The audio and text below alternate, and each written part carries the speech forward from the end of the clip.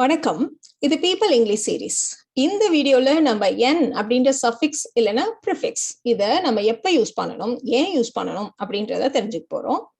பொதுவாகவே நம்ம வந்து சஃபிக்ஸ் இல்ல ப்ரிஃபிக்ஸ் எப்ப யூஸ் பண்ணுவோம் அப்படின்னா, ஒரு ஃபார்ம்ல இருக்கிற ஒரு வேர்டை இன்னொரு ஃபார்முக்கு மாத்துறது.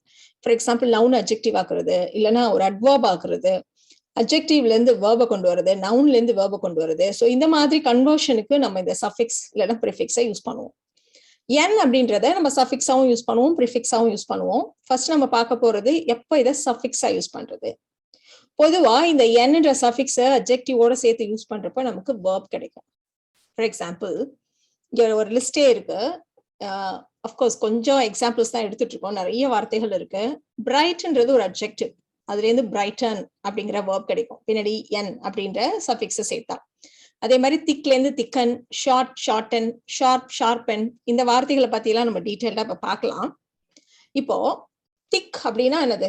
திக்கா இருக்கு நம்ம ஜென்ரலாவே சொல்லுவோம். அந்த சூப் இஸ் திக், நல்லா திக்கா இருக்கு சூப்பு. இதே மாதிரி நம்ம பின்னாடி இஎன் சேர்த்தோம்னா திக்கன் அப்படிங்கிற வேர்ப் கிடைக்கும். ஒரு சூப்பை திக் ஆக்குறது, சோ ஒரு விஷயத்த செய்யறதுங்கிறப்பதானே அது வேர்ப் ஆகுது இல்லையா? She thickened the soup by adding a little oats. கொஞ்சம் ஓட்ஸ் சேர்த்து சூப்பை திக் ஆக்கினாள். சோ இந்த இடத்துல இந்த திக்கன்கிற வார்த்தை ஆல்மோஸ்ட் மேக் த சூப் திக் அப்படிங்கிற மாதிரி அர்த்தத்துலதான் நம்ம இந்த திக்கன்கிற வார்த்தையை யூஸ் பண்ணியிருக்கோம். அடுத்தது பிரைட் அண்ட் பிரைட்டன். பிரைட் அப்படின்னா அப்படியே பளிச்சுன்னு இருக்கிறது, பிரகாசமா இருக்கிறது இல்லையா? சோ பிரைட்டன்ங்கிறது ஒரு இடத்த பிரகாசமா ஆக்குறது, பளிச்சுன்னு ஆக்குறது. இப்போ நீங்க ரூமுக்கு ஒயிட் பெயிண்ட் அடிச்சீங்கன்னா ரூமை வந்து அது பிரகாசமாக்கும். White paint will brighten up the room.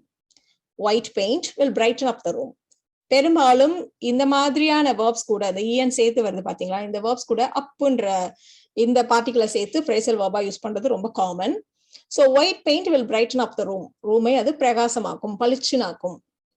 ரொம்ப நாள் கழிச்சு அவங்க அம்மாவை பார்த்ததும் அவ முகம் பிரகாசமானது, மலர்ந்தது. When she saw her mom after a long, her face brightened. When she saw her mom after a long, her face brightened. அடுத்து நம்ம பார்க்க போறது டைட் அண்ட் டைட்டன். டைட் அப்படின்னா இறுக்கமா இருக்கிறது இல்லையா? டைட்டன்னா நல்லா இறுக்கி முறுக்குறது. சோ ஒரு ஸ்பேனர் கொண்டு வந்து இந்த ஸ்க்ரூ எல்லாம் நல்லா tight ஆக்குங்க, Titan up the screws அப்படின்னா நல்லா டைட் ஆக்குங்க. இந்த இடத்துலயும் கூட நம்ம அப்புங்கிற பார்ட்டிகளை சேர்த்து யூஸ் பண்ணியிருக்கோம். சோ அப்படி சேர்த்தும் பண்ணலாம், இல்ல வெறுமனே டைட்டன் வேணாலும் சொல்லலாம். So bring the spanner and tighten up the screws. அதே மாதிரி யாரையாவது பிடிச்சிக்கிறது, அதையும் நல்லா இறுக்கி பிடிச்சிக்கோ, இல்லைன்னா விழுந்துருவேன். Tighten your grip or you'll fall down. அடுத்து ஃபாஸ்ட் என்ற ஒரு அட்ஜெக்டிவ். ஃபாஸ்ட் அப்படின்னா ஃபாஸ்டா ஓடுறது, அந்த மாதிரி ஒரு அர்த்தம் இருக்கு, ரொம்ப வேகம் அப்படிங்கிற ஒரு அர்த்தம். அது தவிர எங்கேயாவது இறுக்கி பிடிச்சிக்கிறது, ஃபர்மா ஒரு இடத்துல அப்படியே டைட்டா பிடிச்சிக்கிறதையும் நம்ம வந்து ஃபாஸ்ட்ன்ற வார்த்தையை வச்சு சொல்லுவோம். ஸோ த டிரையர்ஸ் வேர் ஃபாஸ்ட் அப்படின்னா டிரையர்ஸ் ஸ்டக் ஆயிடும் இல்லையா, அப்படி எங்கேயாவது இறுக்கி பிடிச்சிக்கும், வெளில இழுக்கவே முடியாது. ஸோ அந்த மாதிரி இடத்துலையும் நம்ம இந்த ஃபாஸ்ட்ங்கிற அட்ஜெக்டிவை யூஸ் பண்றோம். இந்த ஃபாஸ்ட்ங்கிற அட்ஜெக்டிவோட என்னன்ற சஃபிக்ஸை சேர்க்கிறப்போ நமக்கு ஃபேஷன் அப்படின்னா ஏதாவது ஒன்னோட நம்மள டைட்டா அட்டாச் பண்ணிக்கிறது, செக்யூரிட்டிக்காக, கீழே விழுந்துடாம இருக்கிறதுக்காக, இல்ல அங்க இருந்து ஏதாவது ஒண்ணு போயிடக்கூடாதுங்கிறதுக்காக, ஸோ செக்யூரிட்டிக்காக எது கூடயாவது அட்டாச் பண்ணிக்கிறது. ஸோ அந்த மாதிரி நம்ம இந்த ஃபேஷன்ங்கிற வேர்பை நம்ம யூஸ் பண்ணுவோம்.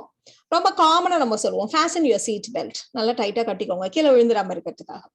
சோ அதே மாதிரி பாத்தீங்கன்னா செயின்ல, நெக்லஸ்ல எல்லாம் இந்த மாதிரியான ஒரு பார்ட் இருக்கிறத பாத்துருக்கலாம். இதுக்கு பேரு கிளாஸ்ப்.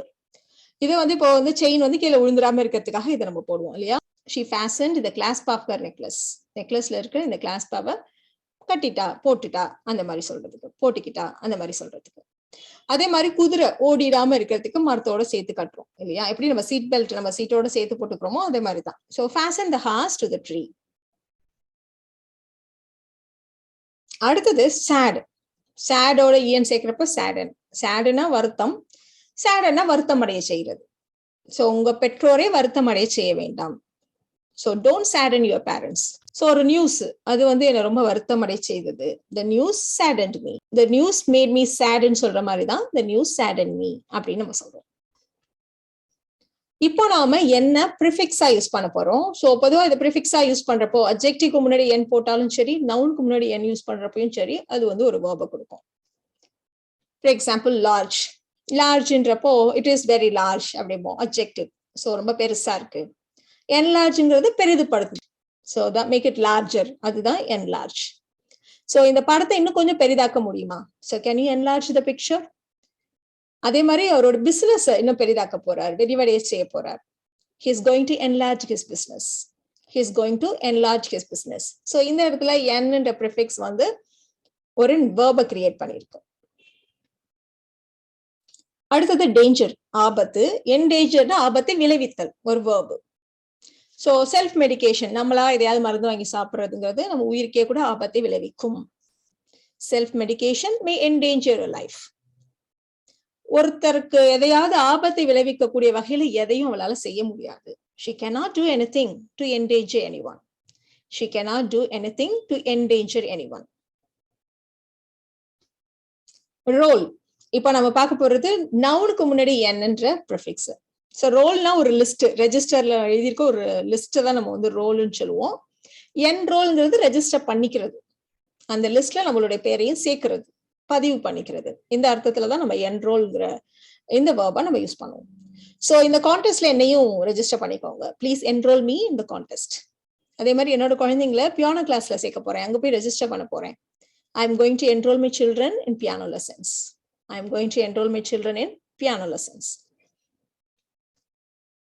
இப்போ நாம சஃபிக்ஸ், என்ன சஃபிக்ஸா யூஸ் பண்ண போறோம் ஏற்கனவே பார்த்திருக்கோம். பட் இந்த இடத்துல நம்ம நவுனுக்கு பின்னாடி என் சேர்க்கிறப்போ அது வந்து ஒரு அட்ஜெக்டிவ் ஆகும் அப்படிங்கிறத பார்க்க போறோம். யோத், அது வந்து ஒரு நவுன் இல்லையா, அதுக்கு பின்னாடி என்ன சேர்த்தா யோத்தன். மண் சுவரு, மண் பானை, இந்த மாதிரிலாம் சொல்றதுக்கு நம்ம அதை வந்து யோத்தன் அப்படின்ற அட்ஜெக்டிவ் வச்சு சொல்லுவோம். வீட்டை சுத்தி ஒரு மண் சுவர் இருந்துச்சு.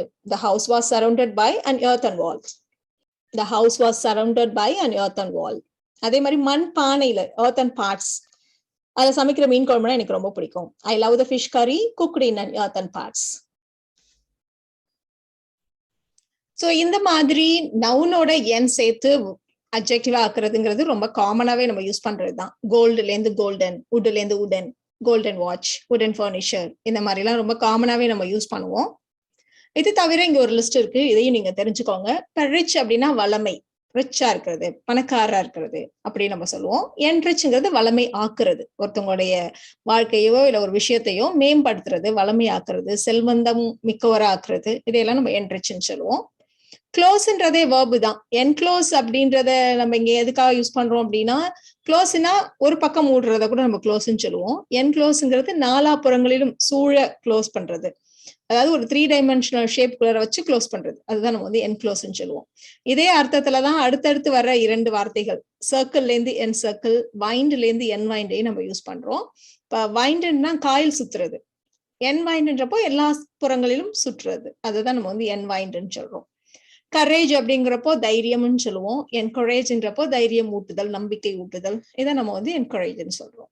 ட்ரஸ்ட்ன்றப்போ நம்பிக்கை, என்ட்ரஸ்ட் அப்படிங்கிறப்போ நம்ம ஒருத்தட்ட நம்பி பொறுப்பை ஒப்படைக்கிறது, அதை நம்ம வந்து என்ட்ரஸ்ட்னு சொல்லுவோம். ஸோ பொதுவா இந்த ப்ரிஃபிக்ஸ் அண்ட் சஃபிக்ஸ் தெரிஞ்சுக்கிறப்போ நம்மளுடைய வொக்காபுலரி நல்லா இம்ப்ரூவ் ஆகும். ஸோ நிறைய வார்த்தைகள் கத்துக்கோங்க, அதை எப்படி யூஸ் பண்றதுங்கிறதையும் தெரிஞ்சுக்கோங்க. இந்த வீடியோ உங்களுக்கு யூஸ்ஃபுல்லா இருக்கும்னு நினைக்கிறேன். Thank you so much.